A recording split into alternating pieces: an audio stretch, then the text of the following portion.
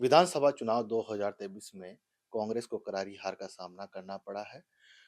वहीं मुख्यमंत्री अशोक गहलोत के ओएसडी लोकेश शर्मा ने कल रात 3 दिसंबर को रात को एक फेसबुक पोस्ट करी है और ट्विटर पर पोस्ट किया है कि कांग्रेस हारने का कारण अशोक गहलोत है। क्या कहना है? मैंने उन परिस्थितियों का ज़िक्र किया जिनकी वजह से कांग्रेस वापसी नहीं कर पाई। मैंने अशोक गहलोत जी को, पूर्व मुख्यमंत्री जी को ज़िम्मेदार नहीं ठहराया है। मैंने कहा कि ये परिस्थितियाँ बन गई थी और जिस तरीके से हमने फीडबैक दिए, जो बाकी की एजेंसीज़ ने जो फीडबैक दिए, उन सभी फीडबैक्स को दरकिनार करके निर्णय किए गए और उन सभी की वजह से आज परिणाम हमारे पक्ष में नहीं आए। मैंने पूरे प्रदेश भर में घूम के जो फीडबैक कलेक्ट किए, जो कार्यक्रम मैंने आयोजित किया युवा संवाद और उसके माध्यम से हज़ारों युवाओं के साथ इंटरैक्शन प्रोग्राम किए, लोकल फीडबैक्स जो मुझे मिले, उनके आधार पर आने आके मैंने मुख्यमंत्री जी को स्पष्ट कहा था कि जो विधायक हैं स्थानीय, जो लोकल विधायक हैं, उनके खिलाफ जनता में आक्रोश है।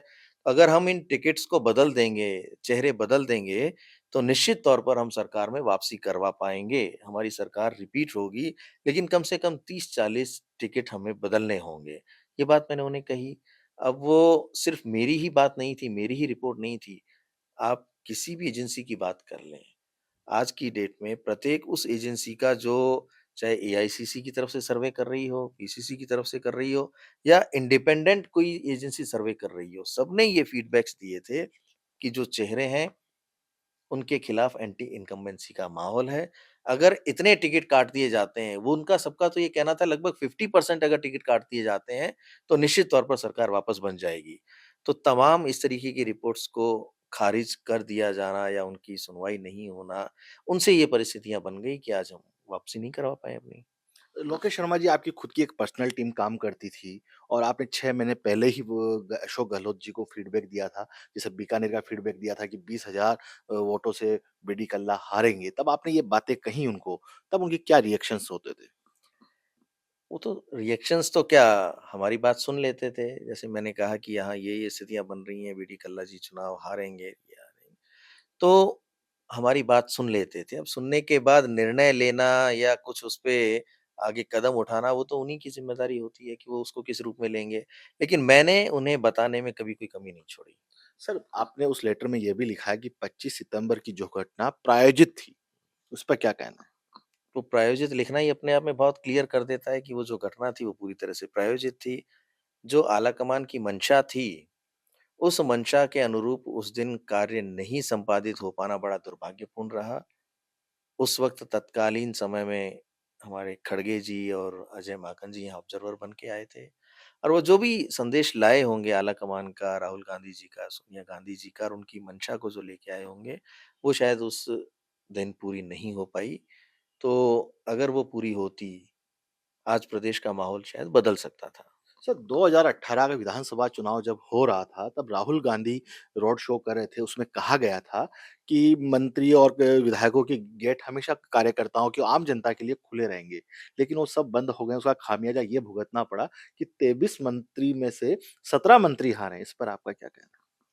बिल्कुल सही बात है। ये जो उस वक़्त कहा गया था कि कार्यकर्ताओं के लिए मंत्रियों के दरवाजे, विधायकों के दरवाजे हमेशा खुले रहेंगे। तो कोई मंत्री ऐसा नहीं मिला जिसके लिए हमारे कार्यकर्ताओं ने ये कहा हो कि नहीं यहाँ तो मैं कभी गया और मेरी जाते ही उनसे मुलाकात हो गई, मैंने जो उनसे काम बताया उस काम का मुझे रिस्पॉन्स मिला। अगर वो काम किया जाता, दरवाजे खुले रहे होते तो आज मंत्रियों के ये हालात नहीं होते कि कोई 35,000 से, कोई 20,000 से, कोई 15,000 से चुनाव हार रहा है। तो अगर राहुल गांधी जी की बात मान ली होती, तो प्रदेश का नज़ारा ही कुछ और होता। ये मंत्री इतने चुनाव थोड़ी हारते और ना ही इनके खिलाफ एंटी इनकम्बेंसी डेवलप होती। आपने देखा होगा कि किस तरह से जो हमारे मंत्री हैं, उनके क्षेत्र विधानसभा क्षेत्र में कई जगह तो उन्हें घुसने तक नहीं दिया गया। उनके खिलाफ जिस तरीके के नारे लगाए गए, वो भी सोशल मीडिया पे वायरल हुए कि किसके लिए किस तरह के नारे लग रहे हैं। तो ये क्यों स्थितियाँ बनी? ये तब बनी जब कार्यकर्ता का काम नहीं हो पाया, कार्यकर्ता उनसे कनेक्ट नहीं कर पाया, उनको सम्मान नहीं मिल पाया। साथ ही साथ उनके दरवाजे कार्यकर्ताओं के लिए खुले नहीं रहे, आम जनता के लिए खुले नहीं रहे। मुख्यमंत्री जी तो जनसुनवाई करते रहे, लेकिन इन मंत्रियों ने तो कभी अपने गेट खोले ही नहीं। अगर वो सब कुछ किया होता, राहुल गांधी जी की बात मानी होती, तो मुझे लगता है और साथ ही साथ जो भी फीडबैक्स हमने दिए थे, उन सबको माना होता, तो आज परिस्थितियाँ दूसरी होती। सर, मुख्यमंत्री गहलोत मिलना चाहते थे कार्यकर्ताओं से, आम जनता से भी, लेकिन उनको मिलने नहीं दिया जाता था कि कहा जाता था कि बिज़ी है, अभी नहीं मिल पाएँगे। इस इस पर वो जब कार्यकर्ता आरोप लगाते थे, जो अशोक गहलोत के इर्द-गिर्द घूमते थे, जो हमेशा उनके साथ 24 घंटे रहते थे, ठीक है? तो वो कौन थे सर? नहीं, ऐसा नहीं है। मुख्यमंत्री जी अगर किसी से मिलना चाहते थे तो उन्हें कौन रोक सकता था? मुख्यमंत्री जी तो जब भी उन्होंने मंशा ज़ाहिर की होगी कार्यकर्ताओं से मिलने की या लोगों से मिलने की, वो मिले हैं हमेशा। यहाँ बात दूसरी लेकिन है सर उनका कि आरोप अगर अगर कोई कार्यकर्ता, कोई नेता, कोई ब्यूरोक्रेट, कोई अधिकारी और कोई भी ऐसा इम्पोर्टेंट व्यक्ति जो अपनी बात उनसे कहना चाहता है, समय लेना चाहता है, तो उसे शायद उस रूप में नहीं मिलने दिया गया। मुख्यमंत्री जी के चारों तरफ जो लोग हैं उन्होंने उनके साथ दूरी बनाए रखी। कुछ इस तरीके के लोग भी हैं जो ये नहीं चाहते कि उन तक सच पहुँचे, क्योंकि वो सिर्फ़ हमेशा उनको कहते हैं ना कि एक इस तरीके का आवरण बना के रखना चाहते हैं कि नहीं हम बहुत अच्छा काम कर रहे हैं, जनता में हमारे प्रति कोई रोष नहीं है, हमारी ये योजनाएँ बहुत अच्छी चल रही हैं, हमारा ये काम बहुत अच्छा हो रहा है और हमारी शुरुआत ही 156 से होगी, 120 होगी, तभी तो मिशन 156 लेके चल रहे थे। सर, आपने हाँ। अपना फीडबैक कभी आपका दिल्ली दौरा रहता है, जाते रहते हैं आप एआईसीसी में, लेकिन आपने कभी अवगत कराया आलाकमान को? मैं दिल्ली ज़्यादातर जो गया हूँ, वो क्राइम ब्रांच की पूछताछ के लिए गया हूँ। तो मेरी जो ज़िम्मेदारी थी बताने की, वो मुख्यमंत्री जी तक सीमित थी। अगर मैं किसी राजनेता को बताता, तो उसके कई और अलग-अलग तरीके के कयास लगाए जाते कि भई आपने वहाँ जाके इस तरीके की क्यों बात की? आप तो मुख्यमंत्री जी के साथ जुड़े हुए हैं, उन्हें आपको अपनी बात बतानी चाहिए थी। तो मेरा जो दायरा था, मैंने उसका पालन किया। मैं अपनी सीमाओं को ध्यान में रखा और मुख्यमंत्री जी को ही उन सब चीज़ों के बारे में फीडबैक दिया, जो उन तक पहुँचानी थी। सचिन पायलट भी युवाओं की बात करते हैं और आप भी युवाओं की बात करते हैं। आपने कहा कि ये अशोक गहलोत को अवगत कराया था कि युवाओं को टिकट देने चाहिए, लेकिन अशोक गहलोत की कहीं हठधर्मिता तो नहीं थी? मैं तो इसे हठधर्मिता ही मानूँगा कि नए लोगों को और युवाओं को आगे आने का अवसर नहीं प्रदान किया गया। देखिए, विकल्प तैयार करने की ज़िम्मेदारी लीडर्स की होती है, हमारी होती है कि किसी भी ऐसे स्थान पे जहाँ 8-8, 9-9 बार किसी एक व्यक्ति को टिकट दे दिया गया, जहाँ 20-20, 30-30 वर्ष से एक ही व्यक्ति राजनीति कर रहा है, तो वहाँ हम अपनी जो पुरानी लीडरशिप है, उसके मार्गदर्शन में नए लोगों की ग्रूमिंग करें, उनको तैयार करें कि आपको कभी भी चुनाव लड़ना पड़ सकता है, आप इस स्तर पर अपने आप को तैयार करो। तो वो अगर स्पेस दिया जाता, तो हम नए लोग कितने ही यहाँ चुनाव लड़वा सकते थे ना। लेकिन वो सब तो हुआ नहीं। हम यही रह गए कि इस व्यक्ति का ये दुश्मन नहीं बन जाए। अगर ये टिकट माँगेगा या ये प्रयास करेगा, तो जो अभी वर्तमान में पद पे है, वो उसका कोई काम नहीं होने देगा। तो जब इस तरीके की चीज़ें होती हैं, दुर्भावना से एक-दूसरे के लिए काम किया जाता है, तो वहाँ कौन तैयार होगा विकल्प के रूप में? विकल्प तैयार करना हमारी ज़िम्मेदारी थी, लीडरशिप की ज़िम्मेदारी थी, पार्टी की ज़िम्मेदारी थी।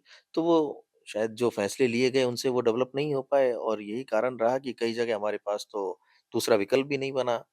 लेकिन अगर नौजवानों को अवसर मिलता और टिकट नए लोगों को मिलते, आप देखिए जितने नए लोगों को टिकट मिले हैं, उनमें से 80% से ज़्यादा लोगों ने चुनाव जीता है।